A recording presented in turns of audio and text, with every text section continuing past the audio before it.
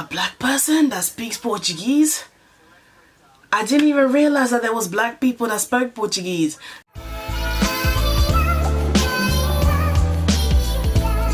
Hello humans, potatoes, spuds, and everything else that exists in this realm. My name is Juice Mila and welcome back to my channel. So the first struggle I'm going to be speaking about when growing up black, I would say, is actually learning to deal with your hair type. Like, I'm from Africa. I am black as black can be. So, you know, I have that 4C hair that you cannot work with. That's the kind of hair that I have. I'm not saying that every single black girl has this problem, but I mean, I'm sure that majority of you guys can relate. Especially my 4C hair girls. Like, 4C hair is no joke.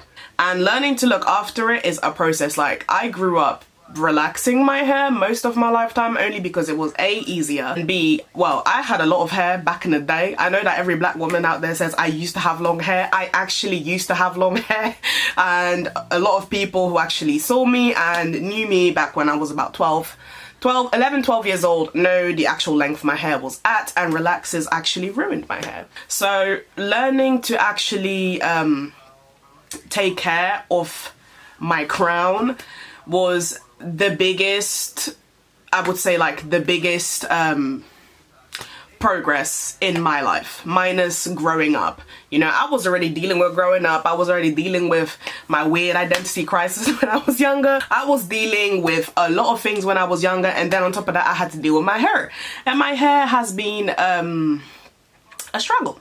If there's like one thing that I used to hate though, was like the amount of criticism that I used to get sometimes about my hair. Like, for example, when I was wearing my natural hair, a lot of people thought it was a wig.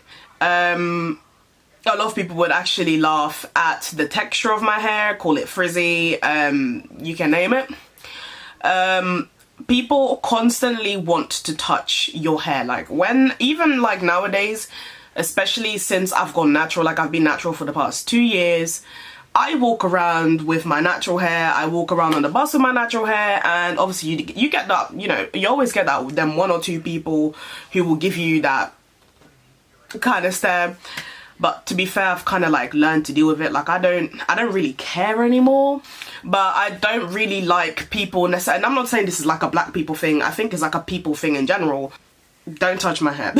If I don't know you, even if I know you, don't touch my hair. Thank you. Wearing weave is something that, okay, like, yeah, it's easier, but like some of the comments that used to come when I used to wear weave, like people would be, oh, is that a wig?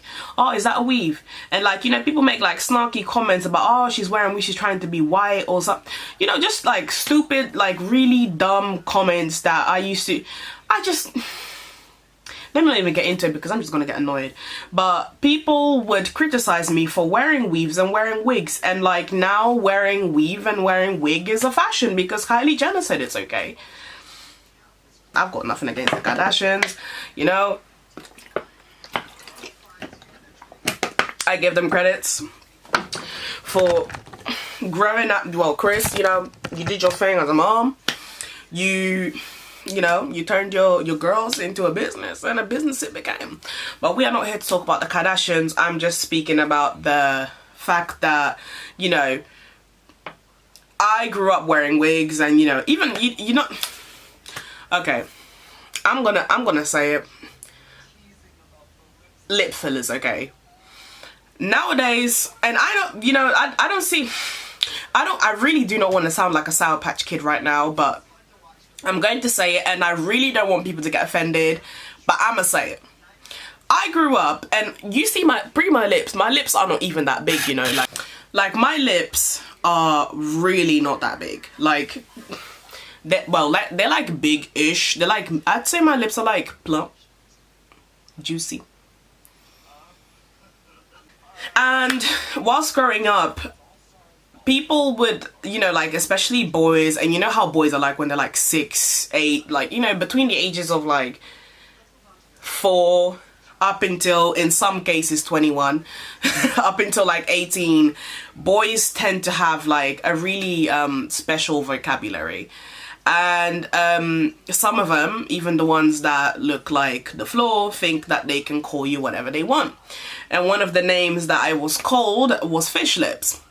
Like, I had people taking the piss out of my lips all the time just because they were bigger.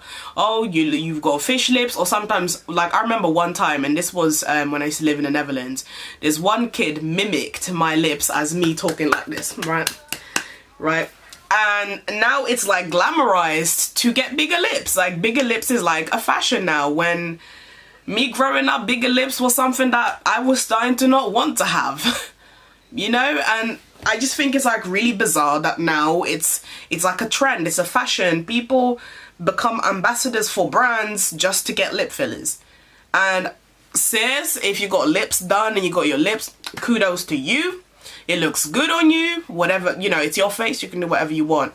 But I just never thought it was fair that people used to laugh, like something that people used to laugh at me about now is a fashion. One problem, or like one issue that I've probably dealt with a lot whilst growing up is I am weird. And you know, a lot of people, and this is more like an issue that I had with I'm not saying that black people are like this, but a lot of black people that I've met in the past have not necessarily accepted me into the circle because of the way that I am. Like, I'm weird, I like anime, like I'm a potato. And a lot of black people that have met me in the past would tell me, oh, you're not black enough, like you are not black. And I would ask them, why am I not black? Oh, because you watch Naruto, and because you're weird, and because you're into white music. And when they say white music, they are talking about the pop rock from back in the 80s and the 90s. And I just, you know, that's one thing that I really did not, you know, that's one thing that has really stopped me from merging into the circle of a lot of black people. I do have black friends and I do have black people that I hang around with, but you know, bearing in mind I look like this and I deal with the same issues that most people deal with, it was very difficult for me to sometimes mingle with black people because I am what they describe as not stereotypically black.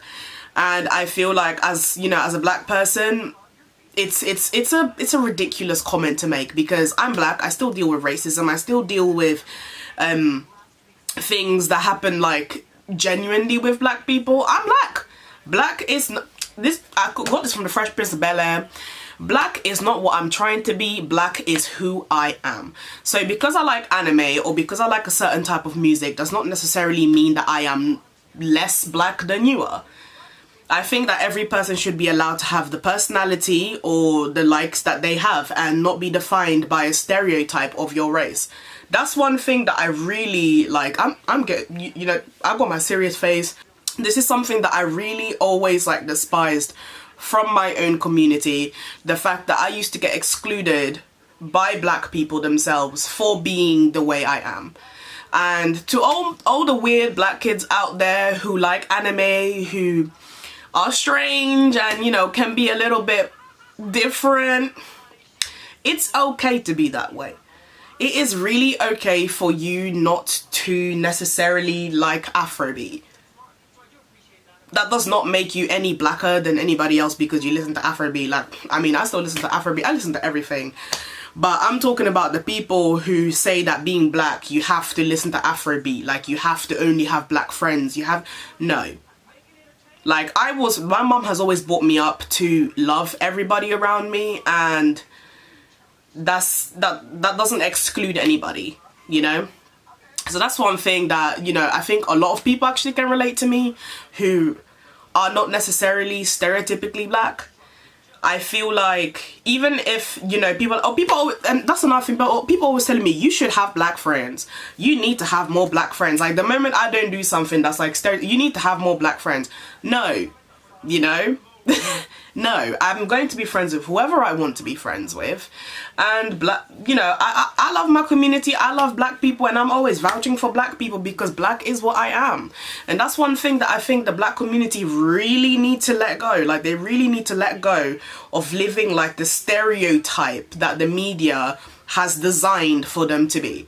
Like, you can be black and just have your own personality. You don't necessarily have to be like all these girls on Instagram and look like them and act like them and dress like them. You can be your own person. And I vouch for having your own personality, because you know what? You're a human being, not a robot. Whew. That turned serious real quick. I remember when I first came to the UK and I met people, and people automatically assumed that I was from Nigeria, Ghana, or Jamaica. I think people think that Africa does not. Africa is a continent with many countries. I am from Angola. In case none of you guys knew that, I'm from Angola, a Portuguese, used to be a Portuguese colony.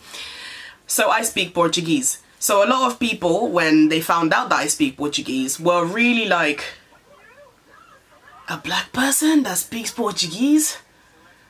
I didn't even realize that there was black people that spoke Portuguese. Another one that I would find that used to irritate me was when people said, because I used to live, before, I was living in the Netherlands before I came here. I grew up in the Netherlands, that's where I spent the most of my lifetime.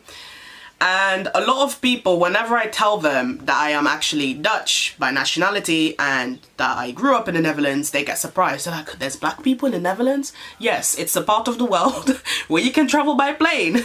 So yes, there is black people in the Netherlands, just like there is black people everywhere. Dating has always been like a struggle, because I'd say dating outside of my race was one issue, and sometimes meeting guys from my same race has been an issue. So like, I don't think it was like an issue in general, but I feel like, well, it was an issue. I would say whenever I got onto dates with white guys, and don't take any offense to it, they would always ask, I think it's out of curiosity, or sometimes I just, like, at the time I thought it was like a really stupid question. Like the whole stereotype that every black girl should be able to twerk and every black girl is good in bed. And it's always like this sexualization towards black females. And you know, that kind, like, I can understand that many people allow themselves to be educated with what they see in the media and what they see in the films, but just some advice to you white guys or Asian guys or Latin guys who want to date black girls: don't date them for the stereotype, because there's way more to black girls than just the fact that they can twerk and have a booty and have titties. And you know, we are people. And you know, the whole, just, yeah, it's a no. Yeah, no. And in terms of dating with black guys, I'd say my issue has always been, maybe it was because I was interested in the wrong type of black guys, but a lot of black guys who I've had interest towards in the past, they didn't like me, mainly because my skin tone was not light-skinned and it was not of their style. I mean, everyone can have a preference, but what used to irritate me was the fact that they used to bash black women. Like, I don't want to date a black girl because black girl have too much attitude, because black, like, I'm black and I speak to people with a lot of respect, and I personally feel like for you as a black man, like some black guys, you guys really need to tone it down with the way you guys speak about black women, because one day you're gonna have a daughter, and I'm sure that you would not like somebody to speak like that to your daughter. Just saying. Anyway guys, that was a fun little video that I just wanted to, I just wanted to talk to you guys about some of the struggles that I dealt with whilst growing up, whilst being black. Some of them may not necessarily relate to just being black, but those are just some things that I went through that I think, some of you guys might even have gone through. Tell me about your most embarrassing moment. Comment down below and tell me about an experience or something that's empowered you and helped you, come out from that self-hatred or even just no self-love. Tell me about your experience and tell me how you managed to get yourself out of it. I love hearing people's stories, so guys, don't be afraid to comment. I'm always telling you guys to comment, but ain't nobody comment. The comment section is open for everybody, and I accept the comments. Like, I've got like 10 billion followers and I can't read the comments, so you guys do feel free to comment whatever you want. And if you have a question, if you need some advice, my Instagram is milladomingas. I'm gonna put it up here for you guys to give it a follow if you guys want to have a little chat with me, or just if you need some advice, because sometimes a girl, you need somebody to talk to. Even if you're a stranger, I'm open to meeting new people. So guys, that's it for this week. Thank you very much for popping onto my channel, because you know, I can be a little bit MIA, so I'd like to actually apologize for that too. I've been a little MIA because I've been busy. I've been working on, you know, me and some projects, so I feel like YouTube kind of got pushed to the side, but I will do my best to keep trying to upload 3 videos a week. If not, at least once a week I will pop up onto your timeline. So guys, thank you very much for watching this video. Thank you very much for showing me so much support for my last video once again, and I'll see you guys next week.